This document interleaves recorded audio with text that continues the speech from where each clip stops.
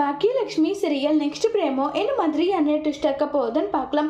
எழில் ரொம்பவே கோவமா எதுக்காகமா அந்த ஆளுக்காக கேஸை நீ வாபஸ் வாங்கின, என்ன விஷயம் சொல்லுன்னு சொல்லிட்டு கேட்குறாங்க. உடனே அங்கே செல்வி வந்துட்டு என்ன விஷயமா இருக்க போகுது, புருஷங்கிற பாசம் தான் வேற என்னன்னு சொல்லிட்டு கேட்குறாங்க. என்னம்மா அதுவான்னு சொல்லி கேட்குறாங்க. ஏண்டா அவ தான் அறிவு கேட்ட தனமா சொல்றானா, நீ அதை ஏற்றுக்கிறியா, வேற என்ன காரணம், சரி சொல்லுமா, நீ சொல்றத நானும் கேட்டுக்கிறேன் சொல்லுன்னு சொல்லிட்டு கேட்குறாங்க. வேற எந்த காரணமும் இல்லை எழில், சரிம்மா அப்புறம் எதுக்காக இந்த கேஸை நீ வாபஸ் வாங்கின, இதுக்கான விதம் எனக்கு தெரிஞ்சே ஆகணும். அந்த ஆள் எப்படிப்பட்ட கேவலமான வேலை எல்லாருமே செஞ்சிருக்காங்க, அது உனக்கே நல்லா தெரியும், தெரிஞ்சுக்கிட்டு நீ இப்படிப்பட்ட வேலையை நீ ஏன் பண்ணுன்னு சொல்லிட்டு ரொம்பவே கோபமா எழில் கேட்டுட்டு இருக்காங்க.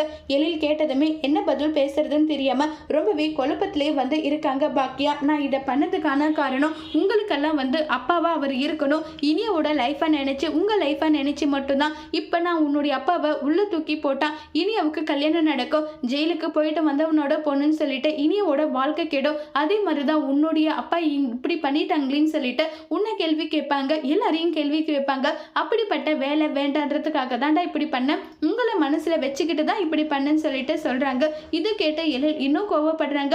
அப்படிப்பட்ட அப்பா அப்படி பண்ணா எங்களுக்கு அது பெருமையா நான் சொல்லுவேன்னு நினைக்கிறியாமா, இதை விட ஒரு கேவலமான வேலை எதுவுமே கிடையாது, அந்த ஆளை நான் அப்பாவா கன்சிடரே பண்ணலன்னு சொல்லிட்டு ரொம்பவே கோவப்பட்டு பேசிட்டு இருக்காங்க எழில். அதோட இந்த பிரேமவை முடிச்சிருக்காங்க.